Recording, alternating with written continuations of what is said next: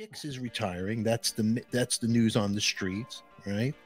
And you're watching Artist on Record, your ultimate intimate conversation with your favorite artist. I'm ADIKA, your host, and on this exciting episode, we have the honor of sitting down with two incredible members from one of my favorite bands from the 80s. Before Guns N' Roses, before Poison, there was a band called KIX.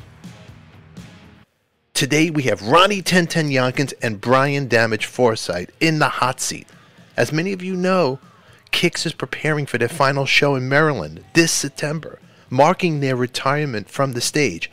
But before that, we have the privilege of digging into the past and future with Ronnie and Brian.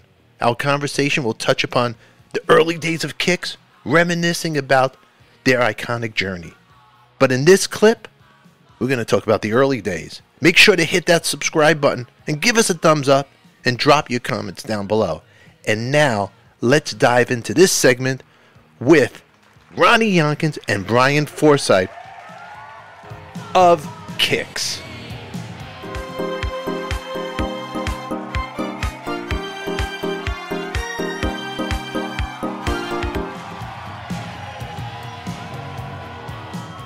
You look like you did back in the day when I used to see you guys play Midnight Dynamite era, all that stuff. This is crazy that the whole thing is coming to an end. It's sad in a way too. You know, it's like end of a chapter, you know, of that era, because I hold you guys as a fan of the band. I used to go see you guys play, and it was just like the biggest thing for us New Yorkers in Brooklyn. Like from Brooklyn, we go to Lemoore to see you cats play, and there was nothing like it back then. And you know, there's a lot of people now that they get to see KIX on the cruise. They see the new KIX and all that. But back then, for you guys watching, man, when I would go see these guys play, the energy, and it was so professional, and it was so rock and roll, and each guy had his own identity. You know, there was punk, there was Stones. It was just, back then it was a tough time for you guys because you guys really didn't fit with what was going on there. You weren't a metal band at all. You were a true rock and roll band. It took quite a few times in Brooklyn for people to start to catch on to us.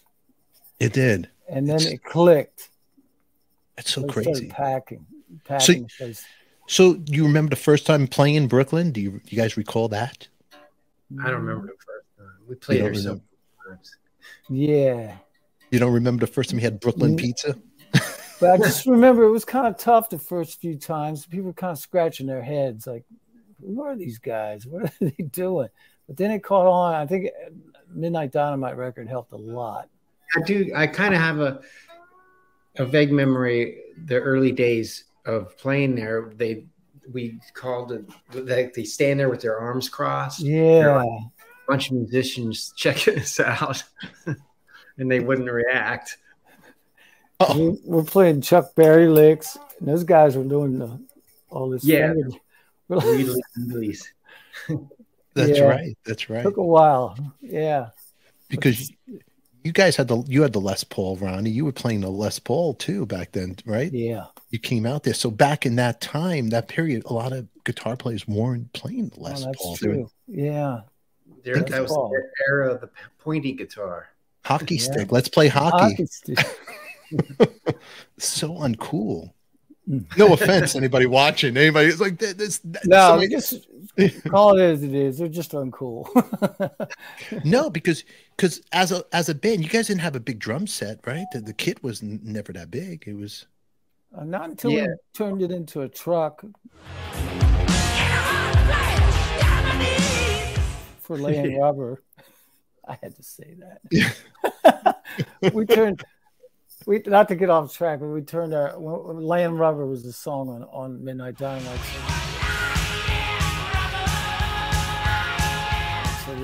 So Donnie had this great idea of turning the drum riser into a truck, which we did. We had the panels of the fenders that Velcroed on with the industrial Velcro. Yeah. And we had headlights that lit up. We had smokestacks behind that blew smoke out. And a bumper. And a front bumper. The front bumper and the grill, I think, because Donnie and I got the grill at the junkyard near Mountain View. And then the tires that were cut in half lengthwise, and the wheels. And that truck was ready to go, man. It was cool as shit. Yeah, really cool. Let's go back a little bit here because I know we always talked about, but since I got you guys here, meeting Ronnie, meeting Brian, Brian meeting Ronnie. You guys recall the first time you guys met each other? Not the first time, but I remember seeing Brian around town and seeing him play. I would always go see his bands play. But I don't the band that I was in, Skip's band had a PA that he used to rent to you guys. Oh, and yeah. He'd bring it and he'd run the sound too. And I used to ride along with him. That's probably when I met you. Yeah. Yeah.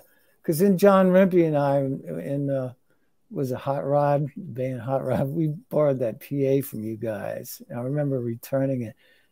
I remember John dragging those new cabinets across those big rocks in your driveway. I was like, he's tearing all that brand new PA up. I was like, but yeah, that's right. The PA. That's how we met, through Skip's band, his bass player. So that's how you. What happened to Skip? Where's Skip these days? Unfortunately, he died a couple years ago. Really? Oh, really? Yeah. Oh.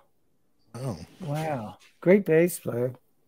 Did Quite the character. Beginning of the band of KIX, who was there? Who met Steve and who got who into the band and all that? How did it all gel then?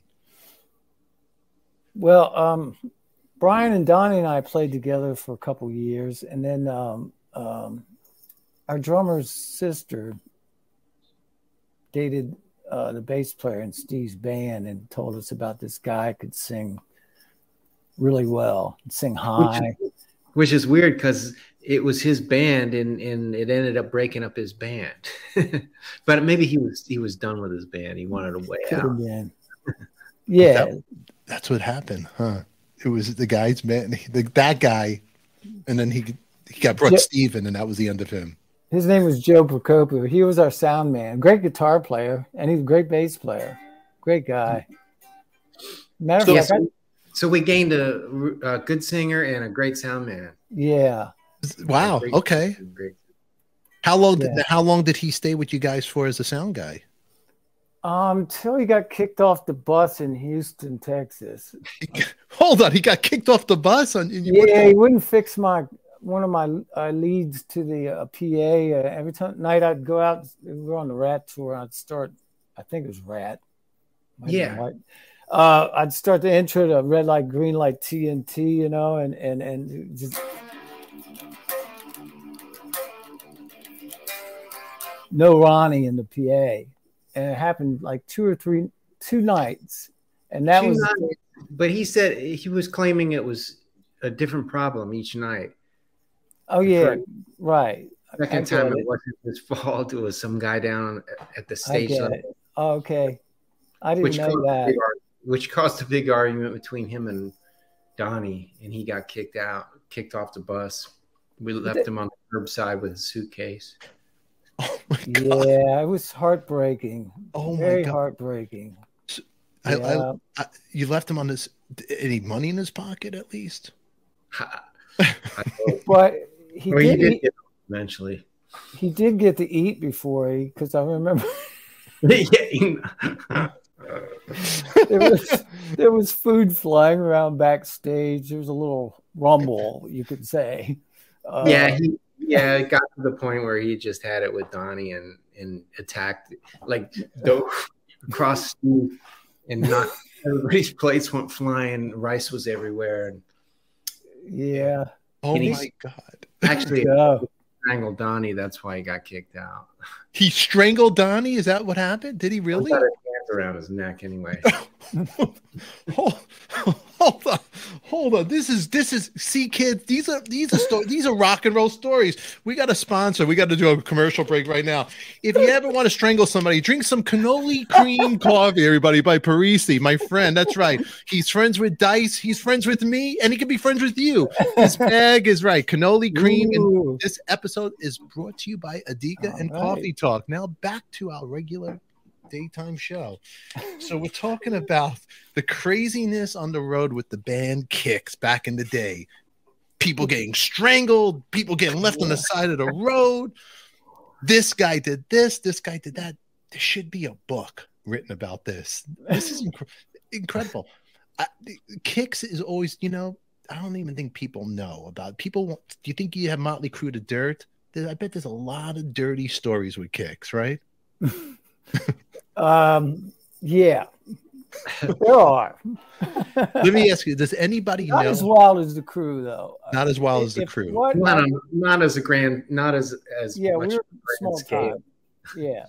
Did you guys do any tours with Motley Crue? No. Ever, huh? You ever felt like some of these bands were maybe intimidated by you guys? Because you guys were so great, man. I mean, still are a great band, but back then, KIX, I used to go see KIX. I'm like, well, you know, the record labels, nobody knew where to put you guys because you guys started really early. I remember seeing you in the magazines. There was the ad, and you see Steve with the white jacket. Then you guys, it's like a black and white ad. I used to go, who is this band? They look so cool. And Steve was the only guy who could wear a white motorcycle jacket and make it look tough. He was, you know, it was cool. It made me buy a white leather jacket. All right. But do you think there was just a lot of people like, hey, if we get this band on a tour, they're going to blow us away? No. Do you ever feel like that? No, I never thought that. No? Brian, come on, something for Blabbermouth or anything? No? Yeah, maybe a little bit. I mean, maybe now that's he why. said, okay, a little bit, yeah. A little bit. Let's be honest. You were a Jewish guy. You could talk to me. Nobody watches my channel. Money. Yeah, we definitely. Yeah. 100%. Did you ever get attitude from a band out there that's like, hey, you know what? Yeah, I think so. I'm trying to remember. Well, Triumph. Oh yeah, right. They hated us. Yeah. Because we got kicked off their tour when we started getting over. The crowd started liking us, and then they said, you know, that was the end. That was the end. So Triumph, the Canadian band, right? Correct? Yeah. Wasn't the best match. Canadian. No. They're too passive. Kind of different. Especially like the first, what was it, Spokane or no, we didn't play Spokane. Or what was the first one? Seattle, when Steve doing the rap during yeah, Steve thought it'd be a good idea not to do the one on the record, but to do one about being born. And so it kind of like cheap gag. He put a plastic bag over a trash bag.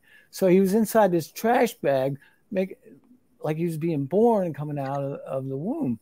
And they did not get it at all. No. So we were basically doing our club act on a big stage, and it didn't work.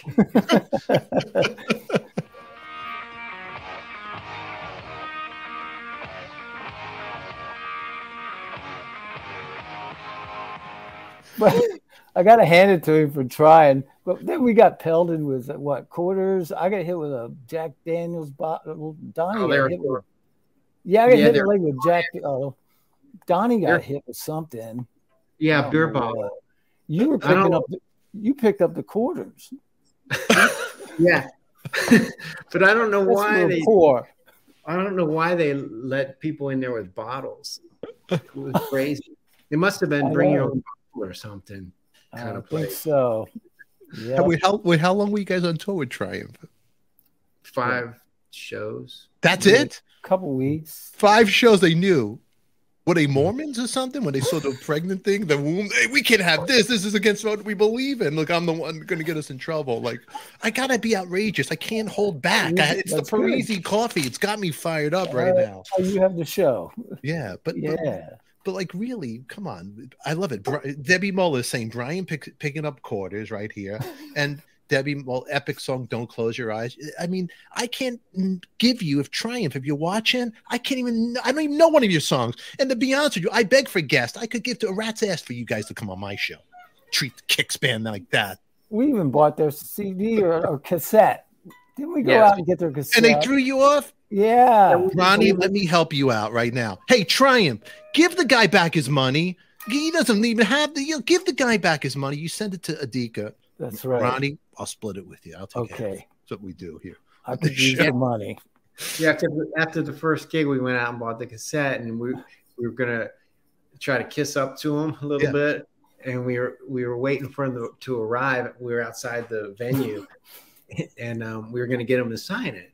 And they pull up. It was the bass player that got out and just pushed us out of the way and walked on in. And we set through it in the gutter, and we all took turns stomping on it. And then Roddy walked across the stage while we were playing. Did he? That? Yeah. Yeah, that was in Sacramento or something. Yeah. Wow. Yeah, he just like walked across the stage like, oh, there's a Roddy. Yeah, and then the next thing we knew, your amp got unplugged mysteriously. Oh, yeah, that's right. So it's all coming back to me now. Yeah, so they were out to Triumph was not nice to you guys. They were out to get KIX. Well, they made fun of our leather jackets too. That was the straw that broke the camel's back right there. Make fun of our leather jacket because you ain't shit without a leather jacket, right, Stefan? Absolutely, that's right. Hey, you know my motto: dress British, think Yiddish. You need a leather jacket. That's it. So knowing the way Donnie Purnell is and I don't know, he's like the Howard Hughes of rock and roll. There's no sightings of him. But how was he acting about this? I bet he wanted to murder somebody. He must have been. Yeah, he kind of he would go out like when we'd enter the stage, he'd go racing out there like in a frenzy, and he'd kick his mic stand sideways, and it would take out a whole row of chaser lights in the front.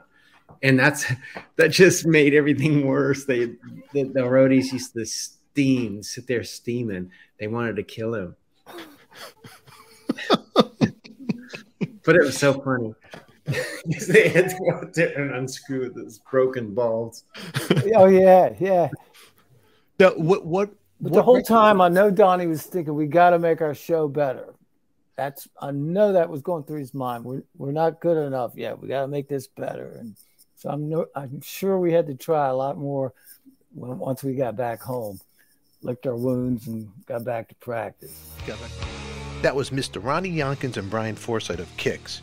In the meantime, you can catch this episode unedited in our members only club right here on YouTube, or join us in our VIP All Access and Patreon. But don't worry, we'll be releasing more episodes of this interview, so make sure you hit that notifications bell, subscribe, put your comments down below, and as always, give us a thumbs up, and remember, who loves you, baby? We do. And of course, don't forget to click on the cool box here. There might be something you might like to watch later. And if you love rock and roll music, check out Ronnie Younkins' new band, the Blues Vultures. If you love good old rock and roll music, you'll love this band. Links will be in our description down below, or click on the link above for music, merch, or be a part of their community.